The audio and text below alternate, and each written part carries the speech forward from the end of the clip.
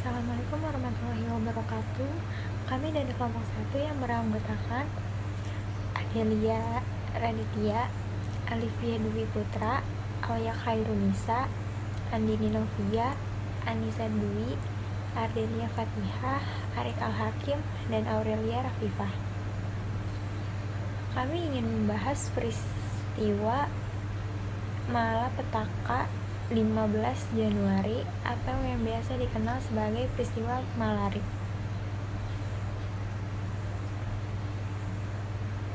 Peristiwa Malari atau Malapetaka 15 Januari adalah peristiwa demonstrasi mahasiswa dan kerusuhan sosial yang terjadi pada 15 Januari 1974. Peristiwa itu terjadi saat Perdana Menteri Jepang Tanaka Kakuei sedang berkunjung ke Jakarta pada tanggal 14-17 Januari 1974. Ketika Perdana Menteri Jepang Tanaka berkunjung ke Indonesia pada 1974, peristiwa Malari atau Malapetaka 15 Januari pecah di Jakarta. Sebelum kerusuhan terjadi, demonstrasi anti-investasi asing memang sedang ramai. Latar belakang peristiwa Malari. 1. Kemiskinan dan kesenjangan sosial di kota Jakarta. 2. Penolakan kunjungan Perdana Menteri Jepang Kakuei Tanaka. 3. Penolakan kunjungan Ketua IGGI Jan Pepro. 4. Pengaruh asisten pribadi atau ASPRI yang dianggap terlalu besar. Berikut kronologi peristiwa Malari. Mahasiswa menyambut kedatangan Kakuei pada 14 Januari dengan melakukan demonstrasi di Bandara Halim Perdana Kusuma. Namun, para demonstran tak bisa masuk karena mendapat penjagaan ketat dari aparat keamanan. Keesokan harinya, mahasiswa kembali turun ke jalan untuk menuntut ketidaksetaraan penanaman modal asing yang menguntungkan kelompok tertentu, pemberantasan korupsi, dan tingginya harga kebutuhan pokok. Selain 3 tuntutan itu, mahasiswa juga menuntut dibubarkannya asisten penasihat pribadi Presiden Soeharto. Menjelang sore hari, aksi demonstrasi mulai memanas dan berakhir ricuh. Kerusuhan terbesar ini diduga terjadi karena provokator. Saat itu terjadi sejumlah pengerusakan, pembakaran, dan penghancuran merek mobil Jepang. Kerusuhan yang semula terjadi di Jalan Sudirman meluas hingga ke Senen. Massa menjara dan membakar pusat perbelanjaan itu. Sejumlah gedung pun terbakar. 4. Dampak peristiwa Malari. 1. Pemberhentian Sumitro sebagai Panglima Komkamtib.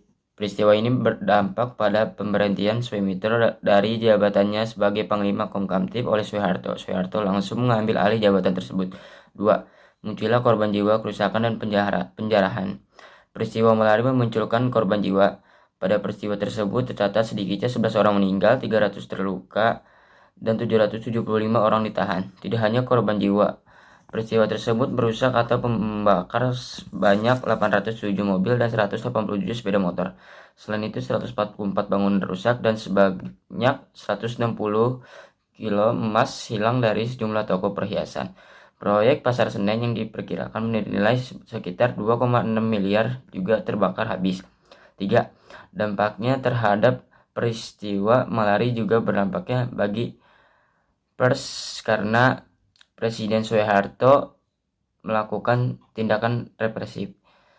Presiden Soeharto menutup secara paksa media massa yang diduga memprovokasi masyarakat untuk membenci Jepang. Media massa yang diumumkan materi penerangan untuk dilarang terbit adalah Abadi, Harian Kami, Indonesia Raya, Nusantara, dan Pedoman. Presiden Soeharto beranggapan bahwa fungsi tidak berjalan dengan keseimbangan. Berita-beritaan yang disajikan sudah melakukan provokasi rasa anti Jepang hingga memanaskan aksi mahasiswa yang berpuncak pada peristiwa 15 Januari 1974. 4. dampaknya terhadap kehidupan mahasiswa di kampus. Pasca peristiwa tersebut, maka diambil berbagai kebijakan Orde Baru yang mempengaruhi kehidupan gerakan mahasiswa di kampus, yakni sebagai berikut. 1. Banyaknya penangkapan tokoh-tokoh mahasiswa. 2. Pemerintah mengontrol atau melakukan gerakan kontrol pada Dewan Mahasiswa dan Majelis Permusyawaratan Mahasiswa atau MPM. 3. Normalisasi kehidupan kampus serta pembentukan BKK, Badan Koordinasi Kemahasiswaan. Akhir peristiwa Malari. Peristiwa Malari diakhiri dengan massa yang melakukan aksi besar-besaran. Namun, pertemuan antara Presiden Soeharto dengan Perdana Menteri Tanaka dari Jepang tetap berjalan di Istana Kepresidenan. Akibat dari itu, 11 orang meninggal dunia, 300 orang luka-luka, dan 775 orang ditangkap oleh aparat. Selain itu, terdapat 114 bangunan yang terusak, 187 motor dan 807 mobil terbakar. Kemudian, toko-toko juga perkantoran di Pasar Senen dan Harmoni juga dibakar dan dijarah oleh massa. Tercatat, 160 kg emas hilang di toko perhiasan. Setelah aksi itu selesai, pemimpin aksi yang bernama Hariman Siregar menjalani prosesi persidangan selama 4 bulan. Setelah itu, Hariman divonis 6 tahun penjara oleh Majelis Hakim Pengadilan Negeri Jakarta karena dinilai melakukan tindakan pidana subversif. Meski begitu, Presiden Soeharto akhirnya membubarkan asisten pribadi presiden yang kala itu menjadi salah satu tuntutan mahasiswa.